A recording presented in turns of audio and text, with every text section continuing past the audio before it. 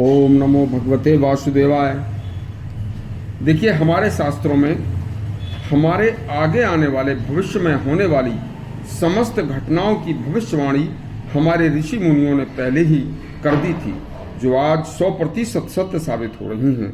उसी क्रम में कुर्म पुराण के 28वें अध्याय में मुनि व्यास ने जो भविष्यवाणी की थी, आज वह 100% सत्य साबित होने जा रही है।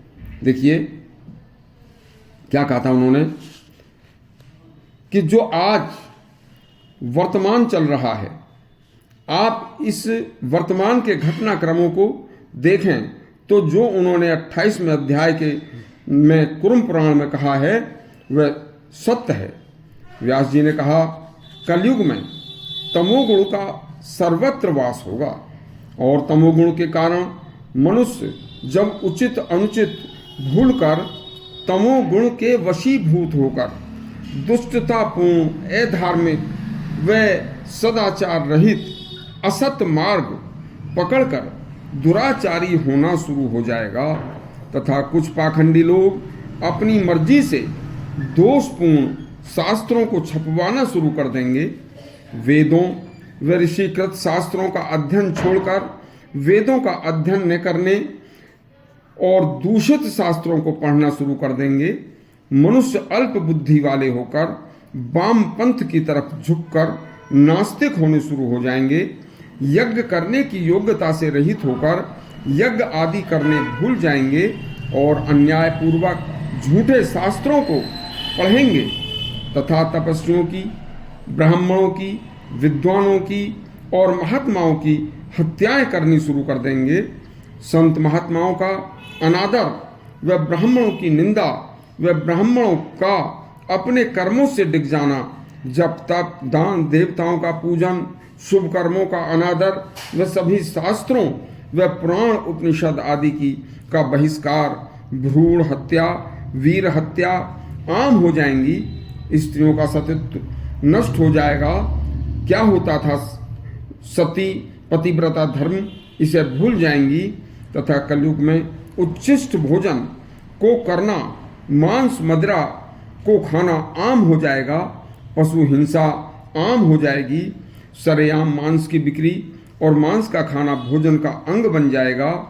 पीने लायक शुद्ध पानी का पृथ्वी के बहुत नीचे पहुंच जाना, इस तरह से मनुष्यों का आपसी विश्वास उठ जाना, बलपूर्वक शक्ति के द्वारा दूसरों की संपत्ति को हड़पने आदि के संकेत आने जब शुरू हो जाएं तथा कलयुग में पैदा हुए मनुष्य जब प्राणहंता भयंकर रोगों से ग्रसित होकर कई देशों में भूखमरी और अन्न के कष्ट के कारण उन्हें कष्ट होने उत्पन्न हो जाएं तथा अनेक देशों में सत्ताओं का उलटफेर और वह उलटफेर भी दोषपूर्ण तरीके से होना शुरू हो जाए।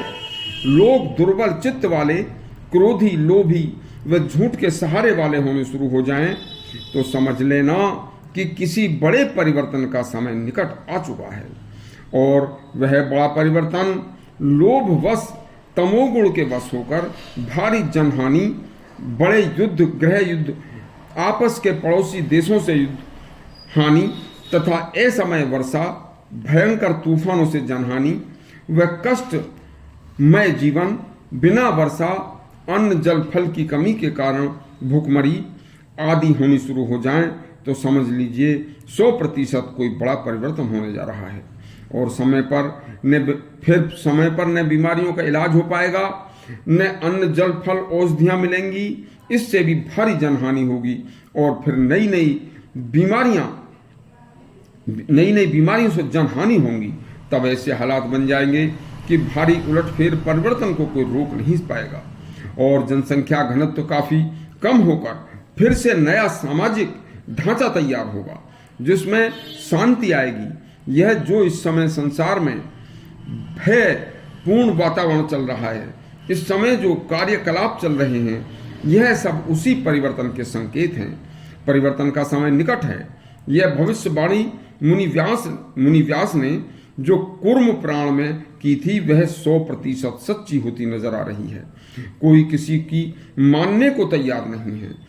सबके अपने अपने स्वयं के विचार हैं, अपने अपने स्वयं के लोभ हैं, जो कि कलयुगी तमोगुणों से ओतप्रोत हैं। इसलिए जान पड़ता है कि परिवर्तन का समय 100% निकट है।